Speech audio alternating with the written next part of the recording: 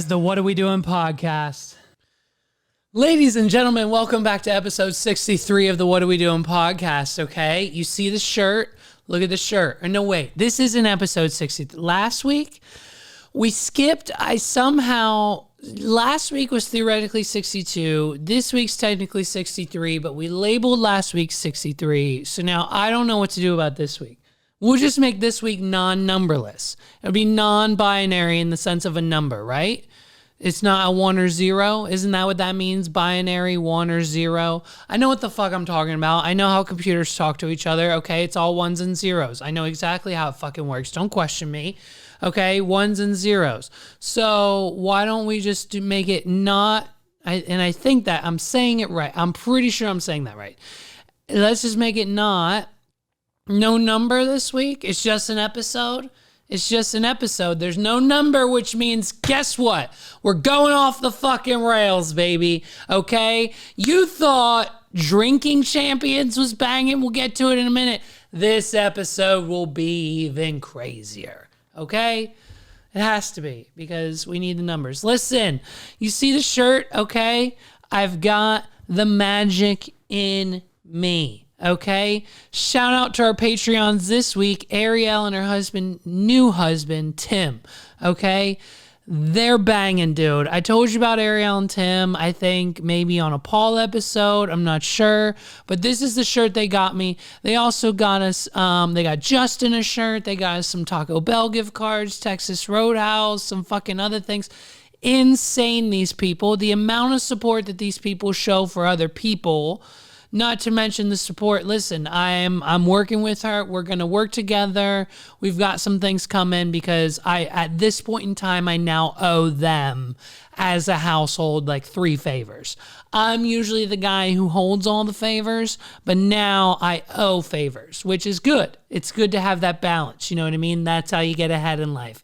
You have some favors you give and some favors that just, you know what I mean? And so, here's the thing. So they got to see shirts. Justin says blah, blah, blah, because why not?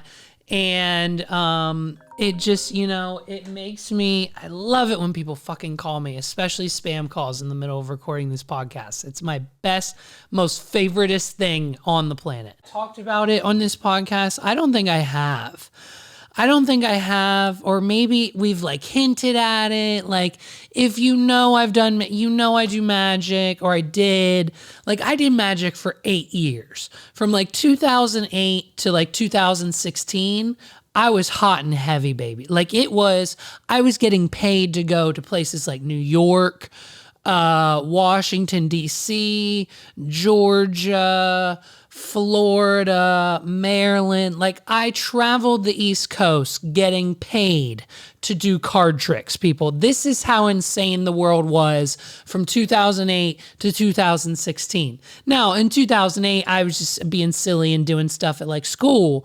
But like once I like got through all of my material in high school and like figured some shit out, I took it public, and that's like as soon as 2010 hit and I was able to drive anywhere and anywhere I ever wanted at any given time because I didn't have to go to school anymore. But I immediately went right into college, of course. But I could still go anywhere and everywhere any given time, right? No one hires a magician at 10 a.m. when I'm supposed to be in Mark Crow's class. So it's like it worked out. And dude, they were sending me everywhere. This one company, I'm pretty sure was 100% government funded. So like I might be a government agent here. Okay, we might not even know. They might not even have triggered me yet. And this whole thing could just be like, you know what I mean? Think about it. It's heavy, I know. So this like government funded organization, like it had something to do with like the entire, like the UN or something.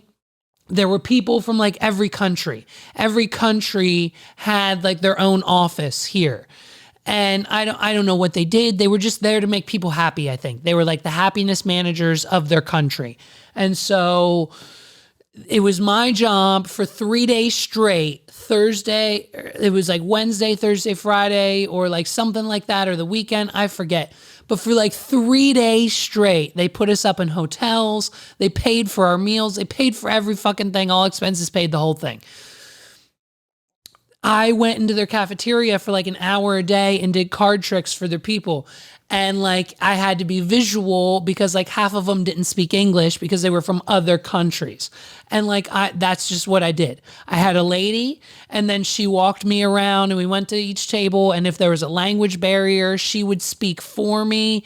It was insane, dude. Like a dentist office in Maryland hired me for a holiday party where I went and I swallowed balloons and did card tricks. Fox 43 News had me on, dude. I just watched the video. The video, if you can find it on YouTube, I'm not linking it or showing it here, but if you can find it, you can find it, of me swallowing balloons with our friend Christian. Shout out Christian. He's fucking doing it. He's fucking making videos, music videos for like Lil Sky and fucking Lil Pump and like all of their friends and shit. So shout out to him. Had him on the fucking show with me trying to swallow balloon. I swallowed balloons at 8 a.m. At 8 a.m. At 8 a.m. on like a Tuesday morning, when everyone in the office, I'm working full time at this point in my career at a web development company, and at 8 a.m. in the morning, everyone's supposed to be fucking working, making the websites, coding, doing whatever we're supposed to do. Everyone has stopped to watch Fox 43 News while I'm simultaneously on Fox 43 News performing magic. And like, this fucking and like no work is getting done. They're all watching me on TV while I'm not at work performing live at the radio at the station. Like it was insane. People still till this day, just a week ago, someone I didn't even know. Listen to this shit. Listen to this. This is insane to me. So everyone who knows, like we met Ariel and Tim, we did their wedding, and that we're in the wedding industry, so we do that on the weekends too, whatever. I'm at this event like a few weekends ago, and sometimes we take breaks, right, throughout the night because we're there for 12, sometimes 13 hours. We take breaks when we can. We let each other go, walk away for 5-10 minutes at a time, whatever. You know what I mean? Just to kind of little mental health breaks through the 13-hour shift. So I'm sitting down and I'm talking to this lady, and we're having this banging conversation, and we're just talking about the world and COVID and how it happened, and you know, things are different now, and just, you know, the things everyone's experienced, the job market and the economy, and like just, you know, just a common sense conversation me and this lady had, like not where it was weird, not where anyone was pressured, because like we weren't trying to convince each other of anything. It was just like, hey, like what you put in is what you get out, like karma, be good to people. Like, you know, it was just kind of like a generic average conversation. You know what I mean? It was just a good conversation. And so I go and I continue doing what I'm supposed to do for the evening. And then I take another break a few hours later, and she's over there again, and we continue to have this conversation. And I let it slip that like I did magic, and she was like, of course, like show me something. And I'm like, I literally haven't done it in 10 years. And like, you know, I explained why, and I retired. Like it became a job, dude. Like it literally became a job. And so when I quit, and then it's just like, I don't do it again. I'll do it occasionally, sometimes here and there, whatever, maybe for friends, whatever. And so she thought that was really cool. And then that conversation just continued, right? And then at the end of the night, I said, ladies and gentlemen, it's time for us to go, blah, blah, blah. Thank you so much. My name's Levi McCurdy. Have a great night. We're Sparks Entertainment. And then she comes running up to me and she says, oh my gosh, you're Levi. You're Levi. And I said, yes, I am. Thank you. Hi, nice to meet you. I just said that was my name. We've been talking all evening. Like, what do you mean? She goes, You're Levi. We used to work together at Hillside Cafe, the restaurant right down the street. And you used to do magic tricks for me when I was serving there like 10 years ago. And like no one would have known to bring up the name of this restaurant. No one else would have said that. Like this isn't a coincidence. This is a memory from this woman's actual brain. And so here I am talking to this lady all night, presumably have never met her up until this point, talking to her, having a great conversation as if like, that there might be some sort of connection there. Like, she's definitely way older and it was fun. But you know what I mean? And so, but it was like, there was something and I didn't know. And then as soon as she heard my last name, she knew we worked together when I was a teenager at a restaurant in my hometown. And she remembers me doing magic there. And like, it was this surreal moment where like, I have no idea what her name is now. If you handed me $44 billion to buy back Twitter from Elon, I would not be able to tell you this woman's name. But she knows exactly who I am because of that impression that I left on her 10 years ago when I was a busboy cleaning tables. In between tables, I'd be like, hey, give me a quarter out of your thing and I'll do so. Or like, hey, give me that toothpick and I'll make it disappear. Like, hey, here's a deck of cards, pick one. Like I would do that. I've been doing that like everywhere. I just realized something about myself. I've never worked a job where I've actually 100% just done that job. My ADHD has taken me from 15 years old all the way to now 30. I've been working for 15 years and I've just now realized every single fucking job, I've been working towards something else while simultaneously getting paid to do so. At the restaurants I work at, I would practice magic, right? And then I would go on the weekends and get paid to do magic. And then all through my professional career, at all the ad agencies and the development companies I worked at, I was either meeting or writing contracts for our other events or doing magic shows and actually not showing up to work because sometimes those magic shows were on Friday. And everyone was okay with that for some reason. And I'm now like thinking maybe that shouldn't have been the case. So for whatever reason, every single one of my bosses ever, shout out to, you know what? Shout out to you. If you were ever my boss or superior at any fucking place I ever worked at, including the restaurant, including Cafe, we know you fucking burned it down for the insurance money. It's fine. It's fine. Everyone knows. But like, dude, including them, shout out to all you guys. Sign up for my Patreon. It's only $1 a month. Patreon.com/what are you doing? Shout out to you guys. Because like, if it wasn't for that time that I spent while working for your company, I wouldn't own two now. You know what I mean? And I guess that's kind of how it works, right? Like, I don't know. It's the business, and the business side of everything has just been, it's been so insane. It's been so insane these last 3 years. So with everything, the magic, the events, the weddings, the podcasts, the other podcasts, the Patreon, the websites, the everything, dude, it's insane the support you get throughout it's like the little tiny pieces. I have messages. I would get Facebook messages from random people from middle school, kids from middle school who I haven't talked to in 15, 18 years. I get messages. It says, hey man, we don't talk, whatever. You know who I am. I know who you are. You're inspirational. Like I just posted a text from like Joe. Joe's got Photoshop now. He's doing some shit. He's starting his own side shit. You know what I mean? Like people are fucking working now. We're making a difference. I know some other guy, I paid off some other guy's debt last year. Last year, a friend of mine is debt free because of everything I've done.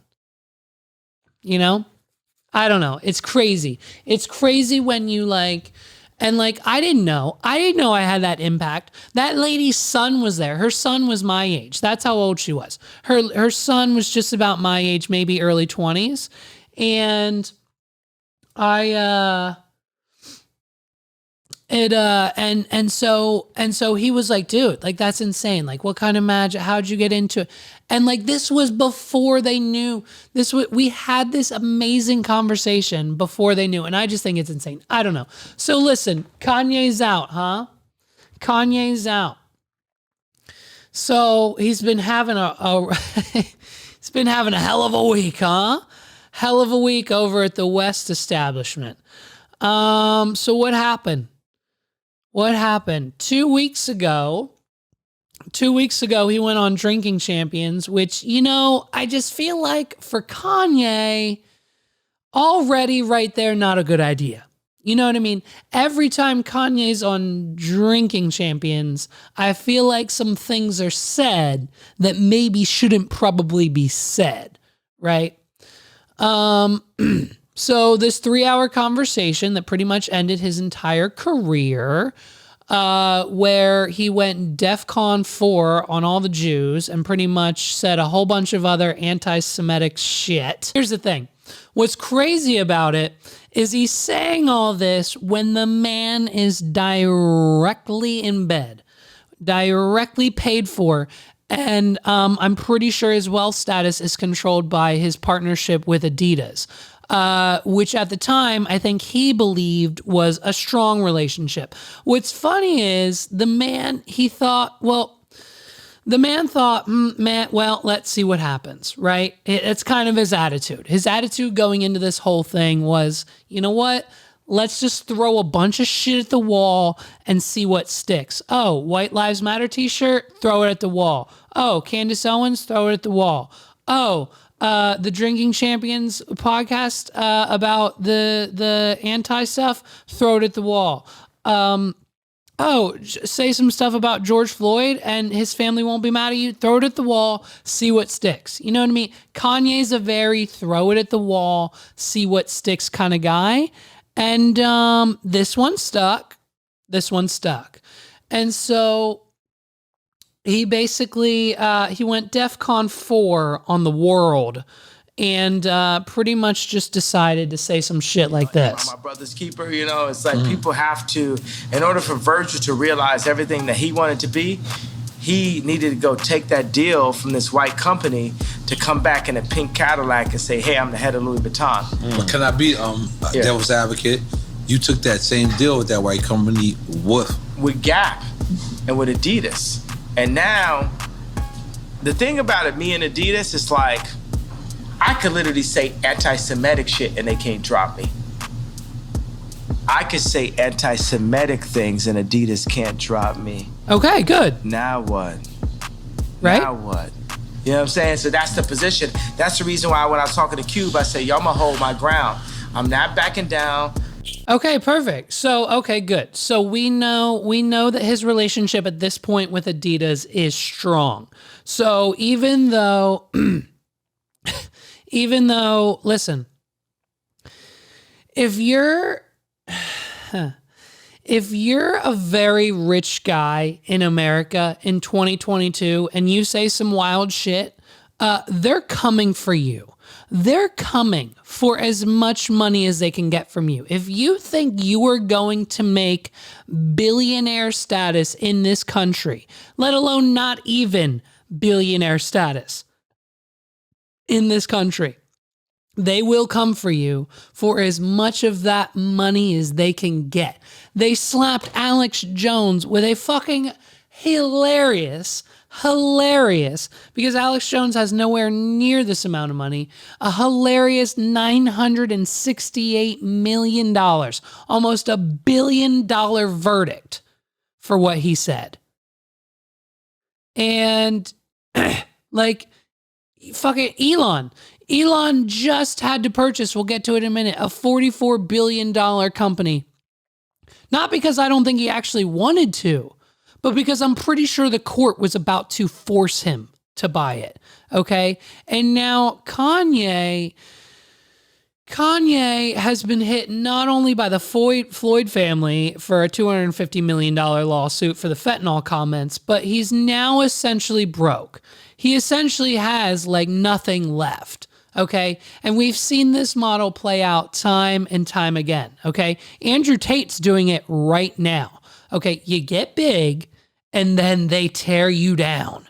And when they tear you down, you have a few choices. You can either stay down and never come back. You can stay down for a little bit. A year seems to be it. The cancellation culture seems to be a year and then everyone's back. Hey, guess who's back, baby? Cosby's out of jail. Louis C.K.'s back.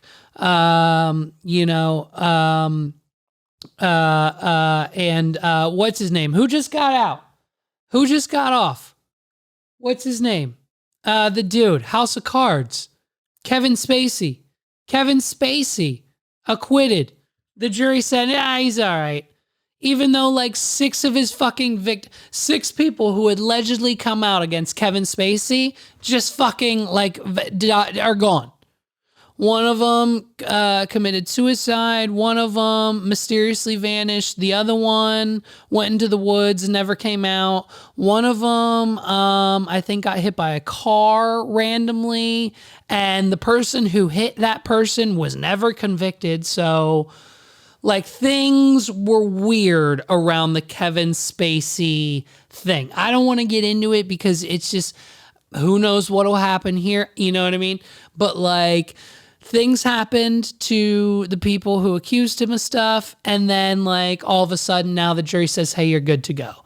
So, yeah. You know what I mean? So they're gonna take you down. If you make waves, they have to take you down.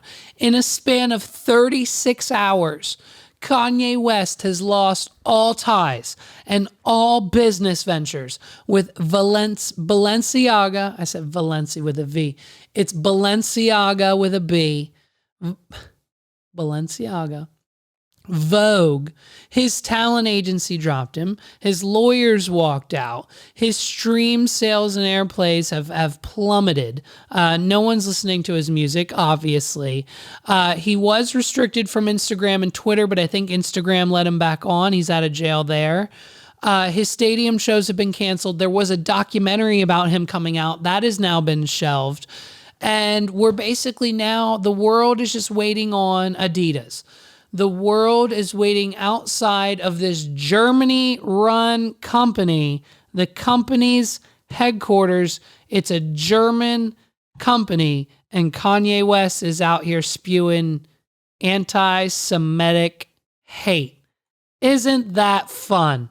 So we're waiting on Adidas. I mean, dude, I mean, it's ballsy. Hey, it's ballsy. It's ballsy to think that, and maybe he's right. Maybe Kanye's right here, okay? He wasn't right. Sway did have the answers. We know that now. Sway has always had the answers. But now, maybe he's right. Maybe he can go on. He can say these things. There are his opinions, freedom of speech, Second Amendment rights. It's America. He can say what he wants, right? And Adidas won't drop him. So, I think it's good. I think things are looking good for Kanye. New this morning, Adidas has now officially severed ties with Kanye West, of course legally changed his name to Ye. The German sportswear company is the latest brand to distance itself from him after a series of offensive anti-Semitic comments in recent days. Let's get a closer look at where things stand this morning. CNN chief business correspondent Christine Romans and CNN senior media reporter Oliver Darcy are here. So, Christine, one of the things that was interesting is we have heard calls for days. Yeah. It was, I believe, last Thursday that the ADL came out and said, hey, Adidas, where are you in the wake of these comments? Because after he wore that White Lives Matter t-shirt, it was only a couple of days before they said, we're reviewing the partnership. Yeah. Is there any idea why it took so long for Adidas to? It took so long. Listen, it took so long because Kanye West is worth $1 billion fucking dollars. He might not have $1 billion, but he's probably worth $1 billion at this point in his career, right? And so Adidas is like, okay, maybe it's not that bad. Because if we drop this deal, we lose the money too. We're not dropping it because of Kanye, but here's the other issue. At the same time, their stock prices are going like this. Ready?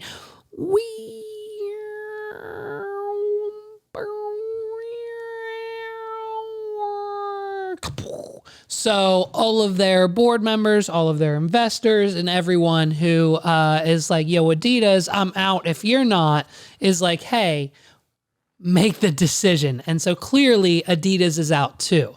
It's also being reported that his school, the Donda Academy, has severed ties with him or closed or dropped him, whatever.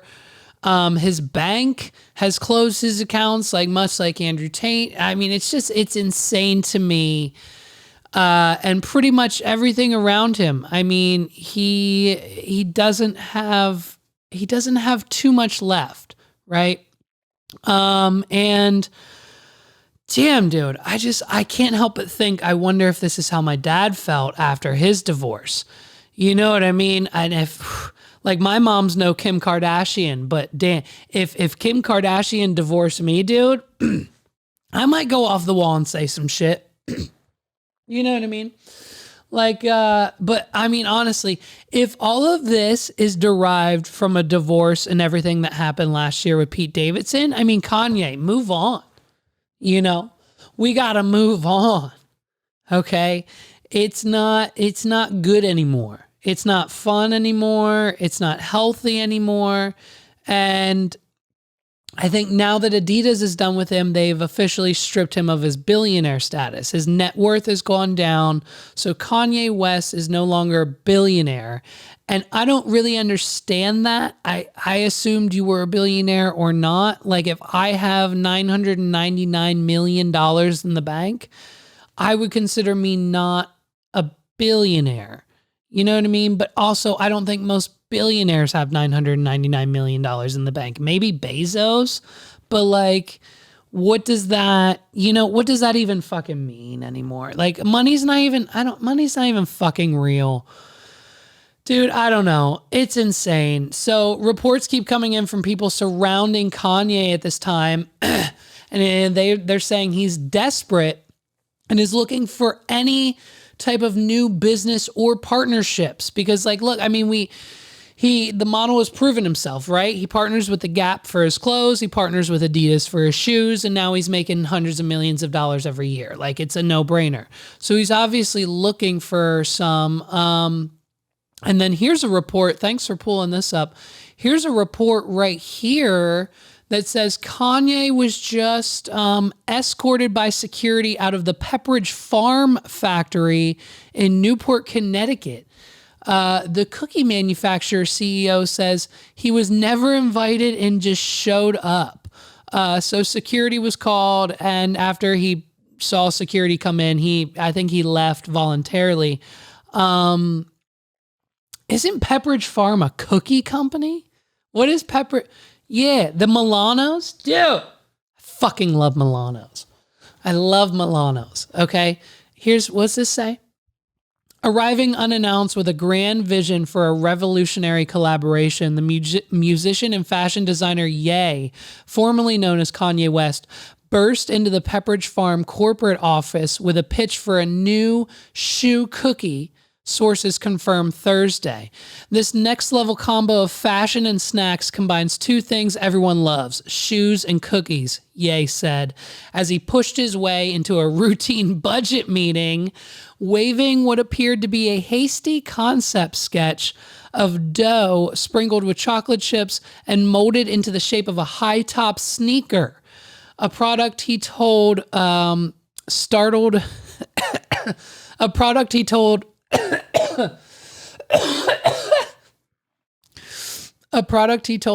employees would be in numerous flavors and cost $900 per pair, as they should. Yeah, that sounds about right. With a Pepperidge Farm logo and like a Yeezy Kanye West logo on it, I mean, it's at least $900. They could probably go $950. Kanye continues to say, we got shortbread shoes, oatmeal raisin shoes, peanut butter shoes, snickerdoodle. I'm about innovation, and I know Pepperidge Farm isn't scared to take a bold risk and launch Yeezy Munchers, a delicious footwear brand that people can both wear and eat that will make us billions of dollars. At press time, a call to the building security had been reported, and then that same call to security had been canceled after Ye spotted a loaf of Pepperidge Farm Jewish rye bread and agreed to leave voluntarily. Okay, dude. Dude, so here we go. I mean, be on the lookout. That's crazy. That's crazy he went to Pepperidge Farm. That's crazy he did that. So be on the lookout. I think they said they're trying to launch the first flavor of Yeezy Munchers by Christmas, like a holiday, like a chocolate covered like star cookie, but in the shape of a shoe. So it won't be a chocolate covered star cookie. It'll be a chocolate covered shoe cookie. And then there's like, 5 or 6 or 8 in the pack. And I think I think $900 a box would be great. I'd buy them. I bought the fucking Texas Roadhouse candles that still aren't here in like 2 minutes. So yeah, it's great. I think it's great. Elon Musk did it, baby. Elon did it. Elon Musk is now the owner of Twitter, dude. Elon Musk is the owner of Twitter. Elon Musk buys Twitter. Okay? He bought Twitter. And can you imagine for a minute? Close your eyes and imagine the look on the person's face, his assistant, the intern, or whatever like entry level Twitter employee. Certainly not anyone who makes less than $8 million a year. Anyone who makes $8 million a year, he definitely didn't give this task to. Certainly not any of his friends, but the intern assistant who he asked us, and he had to turn to them and say, "Hey, take the Tesla card, take the company credit card, and head down to Home Depot. Stop at Chipotle, get yourself a burrito. It's fine, but go to Home Depot and get me a sink, one that you can carry, one that I can carry. Any sink, just like a plain porcelain, new like kitchen or like bathroom. Give me a bathroom sink from Home Depot." And be back here before 3:00 because you need to finish your work and your tasks and stuff, right? Elon Musk is officially Twitter's new daddy, at least according to Elon Musk, who says he hopes the platform will continue to be a digital town square for years to come. The Tesla SpaceX boss explained his reasons for the $44 billion purchase Thursday, saying, There is currently a great danger that social media will splinter into far right-wing and far left-wing echo chambers that generate more hate and divide in our society. He might be right. He might be wrong. I don't know. That's weird to me. He continues, in the relentless pursuit of clicks, much of traditional media has fueled and catered the most polarized extremes as they believe that is what brings in the money. But in doing so, the opportunity for dialogue is lost. He says, that's why I bought Twitter. I didn't do it because it'd be easy. I didn't do it to make more money. I did it to try to help humanity whom I love. And I would do so with humility, recognizing that failure in pursuing this goal, despite our best efforts, is a very real possibility. Okay, so here's the thing. Elon Musk thinks he's helping humanity. And I don't think buying Twitter has anything to do with helping humanity. Here's the video. Look, watch it. This is insane to me. The caption says, entering Twitter HQ. Let that sink in. It's like letting this and what was sinks in. You just can't help it. That's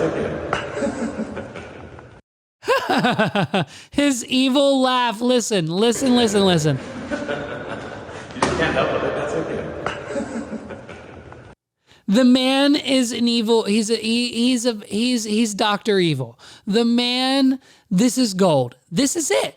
This is it. If I don't become this type of business owner, I've failed at a level that is beyond my comprehension. Listen, I want millions and millions of dollars. I don't need billions. I don't need 44 billion to buy Twitter. That's too much for me. I'll fucking kill myself with that much money.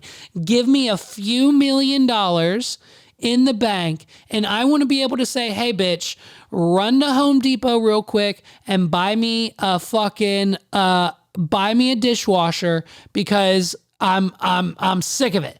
I'm at the Denny's restaurant right now that I love to go to, and the plates are dirty. They need a new dishwasher, so fucking go get them one and put a bow on it and bring it in right now. I'm going to bring in my friend Jeff, and he's going to be your dishwasher, and I'm going to pay him. I'm going to pay him $100,000, and he's going to be your dishwasher, okay? He's going to make $100,000, and he's going to have this brand new dishwasher to use. You're welcome, Denny's. Like, that's the kind of shit I want to be able to do. I want to be able to text my assistant and say, hey, wherever I need you to go, film it, buy it, do it. Think of a bit. Hey, if I think of a bit while we're at Spirit Halloween and I want to buy all of the costumes, oh, I'm doing it. And then I'm like finding I'm buying everyone in the store. I'm going to Spirit Halloween. I'm buying everyone in the store an inflatable dinosaur costume. And then we're all exiting the store in the costumes and parading the parking lot. And because it's Spirit Halloween, there's a guaranteed Walmart, Target, or some other department store within that same vicinity. And dude, we're just going to go and run through and have fun and film it and get 1 million views. And that's all I want. I want 1 million views on every one of my TikToks or YouTube videos, and I'll be a happy millionaire for sure. Okay? You know what I mean? It's like, dude, it's insane. And if people get mad at me and decide like they want to sue me, like Kanye or Alex Jones or Elon Musk, I'm a millionaire. I can afford it. I'll get the best lawyer. I'll get Johnny Depp's lawyer, and I'll see you in court. And then I'll sue you back for wasting my time, because this is America and you can do that here. You can actually sue people for whatever fucking reason you want in this country. And most of the time, someone else has to hear you out. Okay? So listen, get ready. Buckle up. A new Twitter's coming, okay? 20 minutes in the office. As soon as he got done putting that sink down and telling them to throw it in the dumpster because the bit was over, he went right up to the office of the CEO and said, hey, get out. He fired the fucking CEO 2 minutes in the building. That's how ruthless Elon Musk is. He did the same thing at PayPal. He did the same thing at Tesla. SpaceX, he got all of his money from NASA because they didn't want to do it anymore. And now he's in Twitter HQ just firing off execs left and right. I love it. I love it.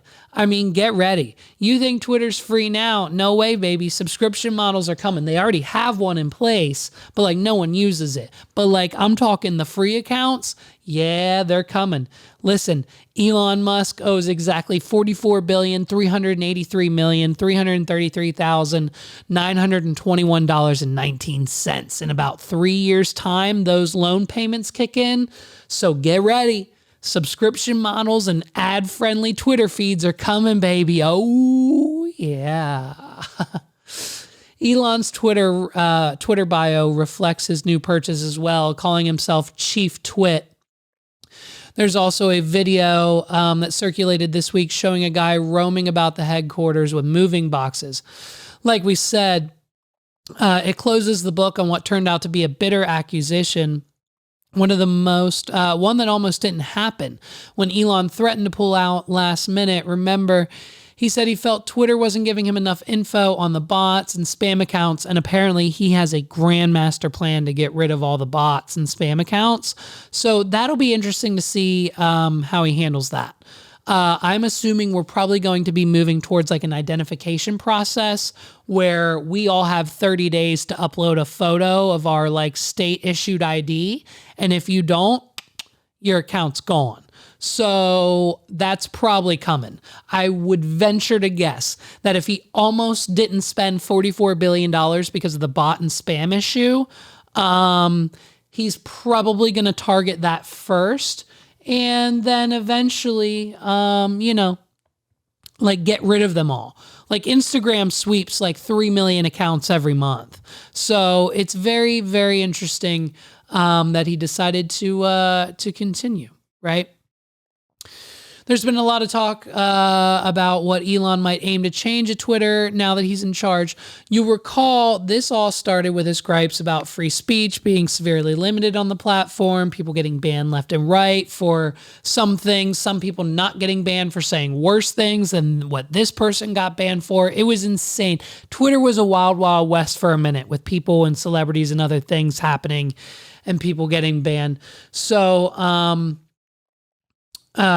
speaking of those folks, he plans on bringing some people back. I think he already said he is bringing Trump back if he wants to. I think Trump said no.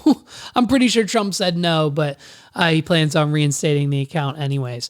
So, yeah, man, there's been a lot of talk about what Elon might aim to change at Twitter now that he's in charge. You'll recall all this started with his gripes about free speech being severely limited on the platform, and all signs point to him losing the rules. I already read all that. Great. And speaking of the workforce, rumors in the Twitter sphere, hey, he's getting rid of 75% of the employees. Listen, it's Twitter. You don't need 75% of the employees. You need one guy to run the server, maybe 2 or 3, depending on how many servers Twitter has. And that's about it. So 75% of the workforce is about to be out of the job. Basically, Elon pulled up and said, hey, bitch, get in. We're going shopping. And if you're not on board, Daddy says, get out. You know, you're either team Elon Twitter or not. GTFO. And that's exactly what I mean. I mean, do you think, and how much do you, right. And how much do you think 75% of those Twitter salaries is going to save him in money every year? So they probably all make a minimum of 6 figures. So that's like, I don't know, 10, maybe 12 million a year that he's going to save by letting those people go. And when you have loan payments on $44 billion, you need that 10 million a year, essentially. So, yeah, I mean, what do you do? You know, what? Oh, hey, what do you do? Oh, you monitor the Alex Jones content? You're fired. See you later. Hate speech department? Get out of here. You're all fired. See ya. Who's in charge of things like that kid who tracks my private jet? Yeah, who set up that account for him? You're fucking fired. Get out. Big changes. Big changes are coming to Twitter real soon. Listen, you better make a Be Real account right now. Everyone better go sign up for Be Real, because once Twitter goes, Instagram's already done. Don't even get me started on Facebook. If you're still using Facebook to talk to your people, oh, good Lord help you. And Twitter's about to be out now that Elon's in. So Be Real. Here we come. We got to be real about it. You know what I mean? Listen, so Megs and I are watching this new show on Netflix before we have to pay. I can't do it. Listen, I can't do it. I'm not ready, okay? In 30 years, I'm 30 years old. In 30 years, I've never paid for Netflix. Ask Carlos.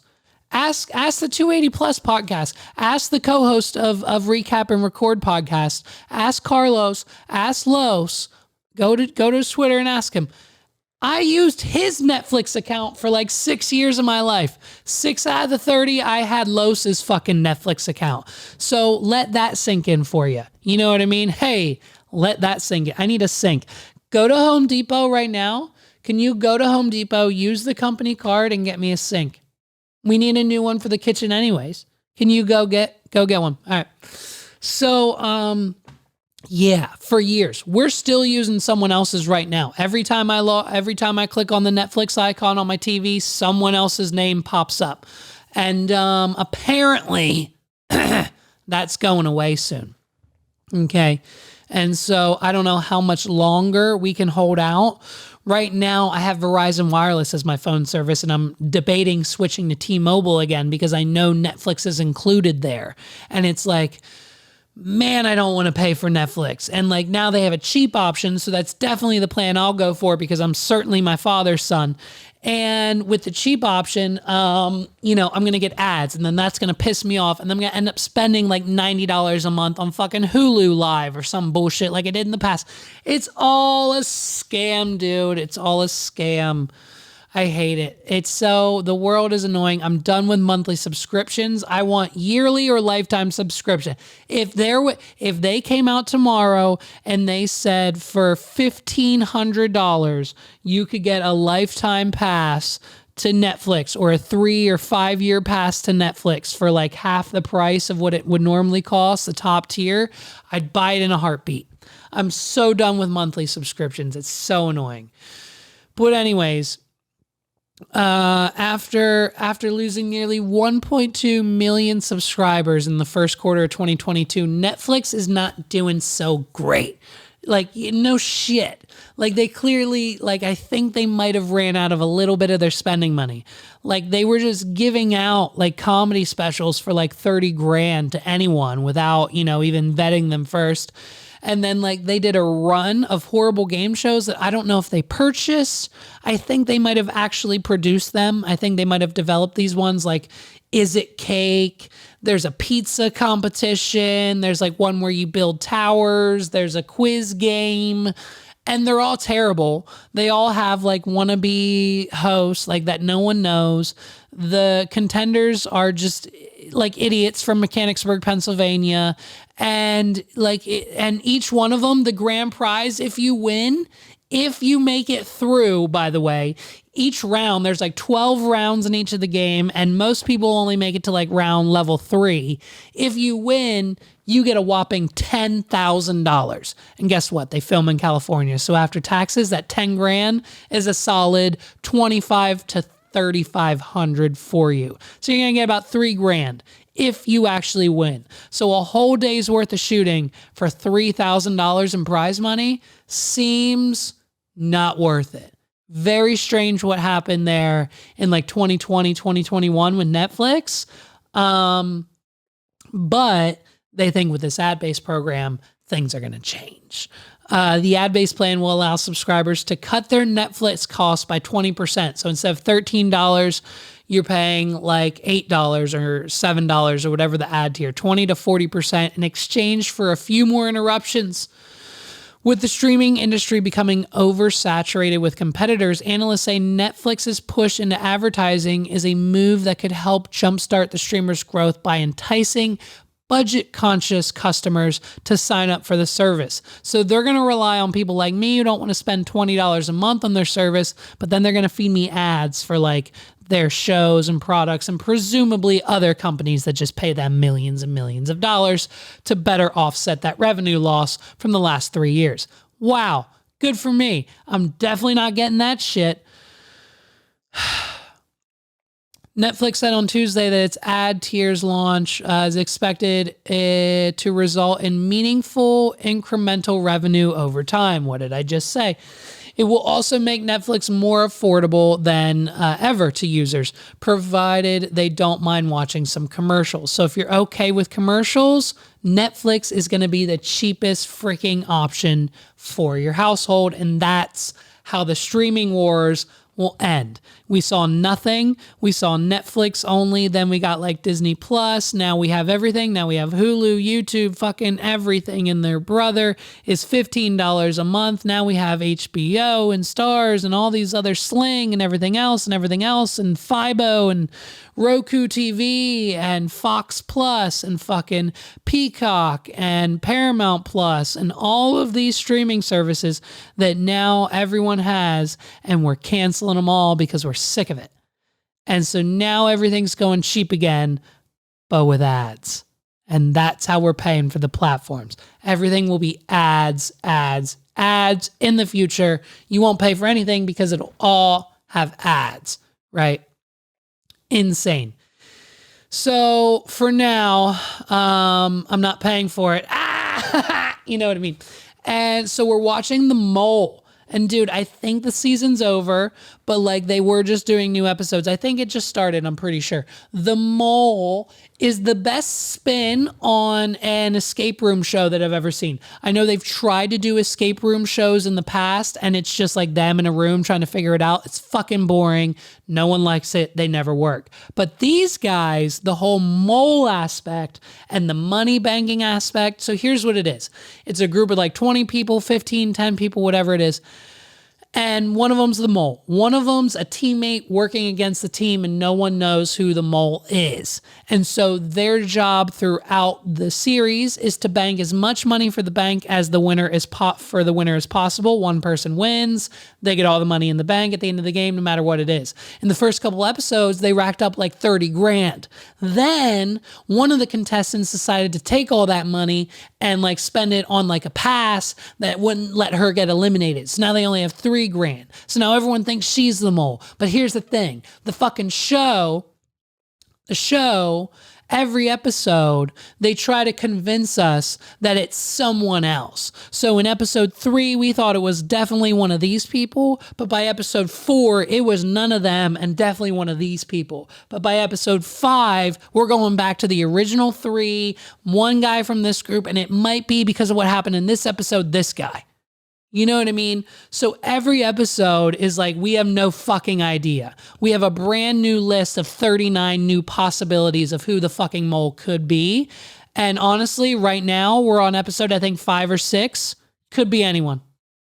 Could be anyone at this point in time. And so, yeah, man, like the girl, dude, she spent all the money. And like the mole's job, you can lose money. Like some of the challenges, you have to keep the briefcase of money like overnight where you're staying. And if the mole takes the money and throws it in the dumpster and you didn't look in the dumpster, that money's gone and you can't bank it. So like the mole is there to sabotage or steal stuff or like be slow during the missions so they don't get as much money. And then like they gave them all a choice. They're like, yo, will you take money out the pot for a free elimination pass? And they were all like, yeah, here's how much I'm willing to take out. And the person who took out the most was the one who got it. And Chippy took out 25 grand and they only had 28 grand. And now so everyone's pissed, but she's like, don't worry guys, we'll get all the money back. And that was like 2 episodes ago and they haven't gotten any money back. And so it's a really good show. And so I didn't really spoil anything for you because I don't even know the spoilers, but like they're supposed to get money. There's one mole working against them and we love it. And it's a fun show and it's intense and we have like 4 episodes left. And let me know in the comments if if you've already seen it or thought it was crazy. Let me know like what you think there. And speaking of leaving comments and everything else, listen, this wraps up this episode of the podcast. Thank you guys so much for listening. Follow us everywhere, okay? We're on Facebook, Twitter, Instagram, Pinterest, YouTube. All of our links are either in the description down below wherever you're watching this, or you can always use our shorthand URL. It's wadpod.com/links, wadpod.com/Facebook, /Instagram, /YouTube, /goodpods, /Spotify, /Apple, /Stitcher, if we have a link, there's a wadpod.com /association with it. So follow us everywhere you're on social media. If you're on YouTube, wadpod.com /YouTube will take us right to your channel. Click subscribe and click the bell. When you click that bell, you get notifications when I drop new clips, new shorts, new episodes, everything. So you won't miss a thing if you have that little bell rang, and YouTube really likes it too. And they'll promote our channel more, and we're almost at 500 subscribers. And I know you guys don't owe me anything because enough of you have already joined our Patreon. Shout out to Megs, Justin, Ariel, and Tim this week, our Patreon members. And dude, run it up over there, patreon.com /what are we doing. If you sign up for our top tier Patreon, you do get a monthly Q&A with me. And so Tim and Ariel, our patrons, I asked them their question for this month because it's just them. We're not going to do a whole fucking AMA session. And so her question was, do you believe in ghosts? And so I thought long and hard about this. And here's the thing. I'm a seer to believer kind of guy. So like, So right now the answer is no, because I've never experienced a ghost or like an entity or a being or like anything like that. I've never really like experienced. And so once I do, if I ever experience like a door being slammed on me or like a voice or like I see a ghost or like I feel it or like I see something coming towards me and then it like goes through me or like something as far as like ghostly experiences in person, then I will change my answer to yes. But until I experience that, it's like, hey man, you know, like all the ghost shows with the recorder. And then it's like, you know, it's like, if you're out there, tell us you're out there. Tell us, please tell us you're out. And then they turn the gain up like this and they do it. If there's someone out there, please, did something happen to you? Did something happen to you? And then all of a sudden the volume for the recorder goes like this and we hear this. It goes all the way down and we hear, I'm alone. I'm alone. I'm alone. And like, and then they're like, what did you say? What did you say? And then we go back in the edit and they turn up the gain and they edit it. And it's just the ghost saying, Post Malone, listen to Post Malone. Listen, one of my friends, my best friend, Uriah Ramsey, who unfortunately passed away years ago, rest in peace. Uriah had a very, very convincing ghost story. Him, his brother, and his mom were moving out of this, like, what they claimed was a haunted house. Like, they experienced shit, they saw shit, they swear. And this man, I tell you, this kid was a freaking Boy Scout. Like, he had the badges, he did the thing, he was in the military, he was a straight shooter. I never knew him to lie. He was honest in every conversation ever. And so when he sat us down and said, listen, we experienced ghosts in this house, I believe him, but at the end of the day, I didn't experience it, so my answer's still no.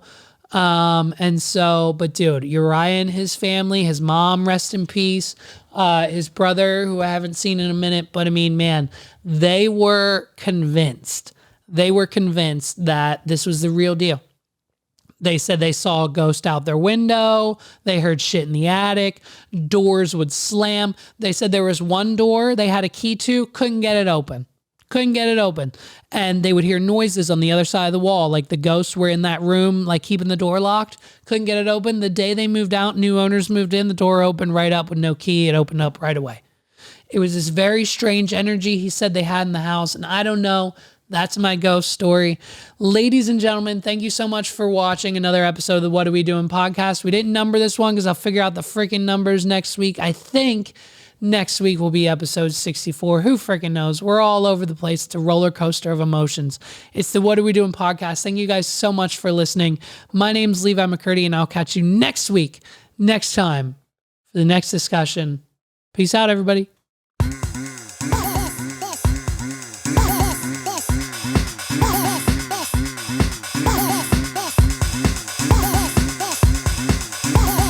This is the What Are We Doing podcast.